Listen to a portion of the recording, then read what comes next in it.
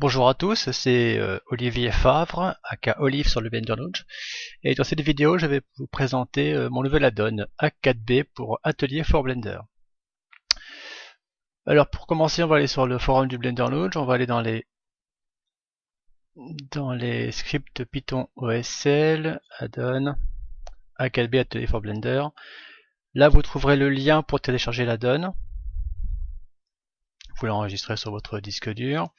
Ensuite vous allez dans Blender normalement. Dans les User Preferences, vous faites Install from File pour repérer où se situe votre fichier. Là, il est là, atelierforblender.py. Install. Voilà, et comme je disais, normalement, il s'installe.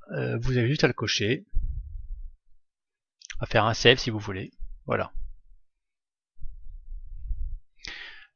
Donc on retourne dans Blender. Pour qu'il fonctionne, vous devez installer le startup qui est fourni. Donc la même manip, vous faites File, Open, Startup Hack4B, .blend, Open. Et en fait, ce fichier fourni va vous donner tout un tas de screen layout qu'on trouve ici, qui sont nécessaires pour le fonctionnement de l'add-on. Alors voilà comment ça se présente. Par défaut, donc j'ai divisé mon interface en différents ateliers, les fameux screen layout qu'on retrouve ici. Et pour ne pas avoir à monter à chaque fois dans ce menu pour y accéder, j'ai créé un pie qui est attribué à la touche Tab par défaut. On appuie sur Tab et on peut switcher des différents environnements. Et à chaque fois, donc le screen layout change. Donc là, mode Edit, mode Scène, mode Sculpt, avec directement derrière un mode Rotopo, mode Nodal, un mode UV, un mode Skin, un mode Air. Et à chaque fois, vous voyez que l'environnement change puisqu'on le voit ici en haut à gauche. Un mode Texture Paint, Vertex Paint, Weight Paint, etc. Animation pour les FX, Video Editor, Motion Tracking, un mode Scripting, et enfin on retourne en mode scène. Donc le premier pie menu, qui n'est accessible que via la touche Tab, permet de changer l'environnement, de changer les différents ateliers comme dans FreeCAD. Alors ensuite, en fonction de chaque atelier, de chaque screen layout, j'ai affecté différents pie menus d'outils qui donc s'afficheront en fonction de l'atelier. Par exemple là je suis dans le mode Hack4B scène, et alors je clique sur mon bouton, le bouton 4 de la souris, qui est le bouton par défaut pour les outils, et j'ai un pile d'outils qui correspond à cet atelier, avec le module Add, les modificateurs, Append, Link, Proxy, etc. Tout un tas d'objets. Par contre, quand je change et que je passe en mode Edit, donc un nouvel atelier, Hack4B Edit Mode, le pile d'outils qui est toujours sur le bouton 4 a changé, il s'est adapté à l'environnement, et j'ai d'autres outils différents. Par exemple là, il y en a, bon là il y a aussi des outils pour les edges, voilà, qui apparaissent à droite. Si par exemple je passe en mode Sculpt, là mes outils sur le bouton 4 de la souris ont changé pour des brosses de Sculpt. Et c'est comme ça pour chaque atelier en fait. On n'a plus que 3 boutons à utiliser, la touche Tab pour changer les ateliers, le bouton 4 de la souris pour afficher le pile d'outils qui varie en fonction de l'atelier choisi, et enfin le bouton 5 de la souris qui lui est dédié à l'affichage. Ce dernier bouton, ce dernier pile d'affichage, le pile View comme on le voit ici, n'interagit pas en fonction de l'atelier choisi, mais en fonction de la vue survolée. Par exemple là je suis au-dessus d'une vue 3D, je vais avoir un affichage qui correspond à ça. Par exemple pour afficher les matcaps, passer en mode texturé, etc. Faire un zoom sur l'objet, enfin bref, tout un tas de trucs qui sont dédiés juste à l'affichage. Donc je vais rester sur ce fameux pile d'affichage. Donc dans la vue 3D, on a le Blender Full Screen,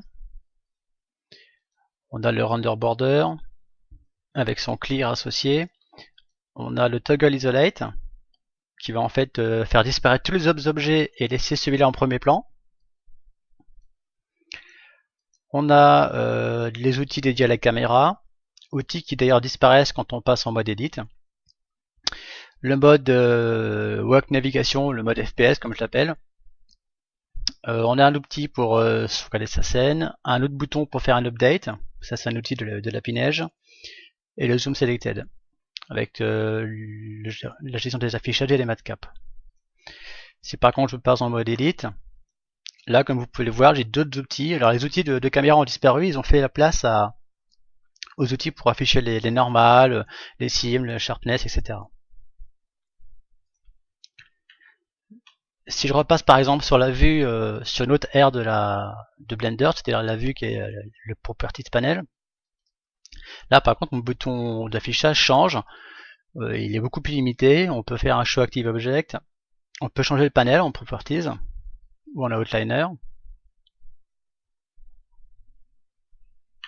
Donc si je passe en mode nodal, là mon pay do va changer encore une fois, il va être beaucoup plus restreint, puisqu'on n'a pas besoin de toutes les options quand on règle les shaders. On a un outil pour voir tous les nodes ou voir seulement le node sélectionné. On peut aussi switcher entre les différents modes, comme on le voit ici là. Ça correspond en fait à ça. Voilà. Toujours la possibilité de pouvoir passer en outliner ou en properties, suivant le mode. En mode UV, pas de changement, sauf dans la vue sauf dans la vue Image Editor avec un fit image ou un repeat image, etc. Ensuite, si je repasse en mode anime par exemple, le seul ajout que j'ai dans mon interface, c'est la barre d'animation qui est en bas, mais barre que je peux changer à la volée via le menu d'affichage. Par exemple, Graph Editor, Timeline, Loopcheat ou NLA Editor. Avec la possibilité évidemment de redimensionner ma fenêtre à la volée, ce qui est classique dans Blender. L'avantage c'est de ne pas avoir une interface surchargée, je switch assez rapidement dans ce que je veux. Voilà. Et je pense qu'on a fait le tour de ce qu'on a dans le paille d'affichage, si ce n'est peut-être dans le script. Oui, dans le scripting où là par contre c'est encore plus épuré, on ajoute l'affichage du Properties Panel sur la gauche pardon, qui peut changer, c'est tout. Bon, maintenant on va passer en revue très rapidement les différents outils proposés. Je dis bien rapidement parce que en fait il n'y a pas beaucoup d'outils, puisque pour l'instant mon utilisation de Blender se cantonne grosso modo à de la modélisation rudimentaire et du rendu. Donc tout ce qui va concerner l'animation, les effets spéciaux et compagnie, ce sera quasiment pas abordé puisque j'ai pas d'outils dans les pailles. Et c'est pour ça que j'ai mis l'add-on sur le GitHub, parce que j'espère avoir des retours et que d'autres personnes vont remplir ces fameux pailles et m'aider à améliorer le produit. Alors on y va, donc l'outil, les outils qu'il y a dans l'atelier scène, on les a déjà vus. Un premier outil pour faire un append, un autre pour faire un link et après un proxy, importer un objet, des outils de sélection en border, circle, lasso. Pour BSC c'est assez commun, par contre le lasso des fois c'est un peu chiant à s'en souvenir. Le reverse par contre c'est utile, et suivant le même matériau. Les outils pour joindre les objets, en faire des séparations, duplications, les apply, les outils concernant le pivot et 3D cursor, et deux petits menus pour le menu add, qui est en fait exactement le même qu'en bas à gauche de la fenêtre, ici, et les modificateurs que j'utilise le plus souvent. Voilà. Ensuite en mode edit, pareil de menu, sauf que là il n'y a plus que les primitives. Des outils pour marquer les edges, puisque là on est en mode edge, donc freestyle, sim, éclairage, etc. Des outils de sélection un peu plus étendus, des outils d'alignement et pivot et 3D cursor que j'utilise aussi beaucoup. Si on passe en mode sculpt, on a tout simplement les brosses, tout ça, c'est très basique on va dire, plus ce raccourci en bas que je ne connais pas par cœur. Ensuite le mode rotopo, très succinct parce que j'ai pas encore réellement fait de rotopo jusqu'à maintenant. Donc il faut que je trouve la bonne méthode pour remplir mes pailles tout simplement. Je sais pas si le fait de passer par un add-on comme Rotopo AMT ou autre ce sera intéressant, puisque quand ils évoluent, il faut aussi faire évoluer l'add-on, donc c'est un peu problématique. Ensuite, en mode nodal, un menu add, des menus d'organisation avec les frames, les groupes, etc. Des menus pour aider au rendu avec le mute, Et puis des outils pour manager tout ça, donc supprimer, dupliquer, etc. Les merges, voilà, plusieurs raccourcis.